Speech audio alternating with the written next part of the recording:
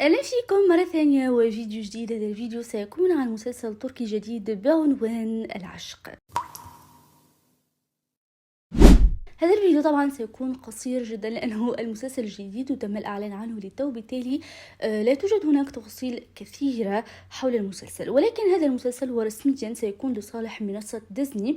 كما تعلمون ديزني بعد المشاكل اللي حصلت ومغادرتها لتركيا سيعودون رسميا خلال هذه السنة، سنة 2025 إلى تركيا، وطبعا عائدون بعدد كبير من الأعمال سواء أفلام أو مسلسلات تركية، وتم الإعلان عن العديد. تكلمت عن العديد منها أكيد هنا في القناة، والآن يتم الإعلان عن مسلسل تركي جديد يسمى أو سيكون بعنوان أشك أو العشق. هذا المسلسل الآن يتم الإعلان رسميا أنهم قاموا بالتوقيع مع الممثلة الرائعة بيرجي أكالاي اللي تكون بطلا للمسلسل.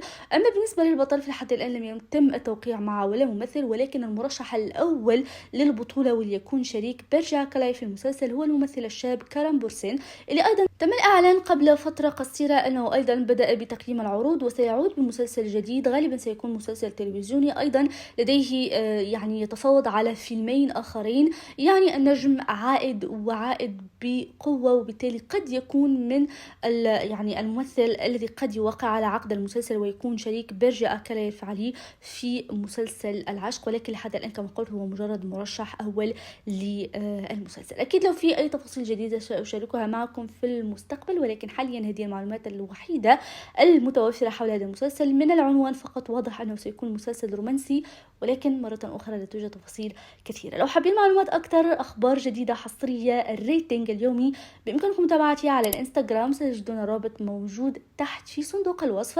وأكيد لا تنسوا تدخلوا لايك للفيديو، اشتركوا في القناة، فعلوا زر الجرس حتى يصلكم كل جديدنا. أشكركم على المشاهدة، أشوفكم في فيديو جديد، إلى اللقاء.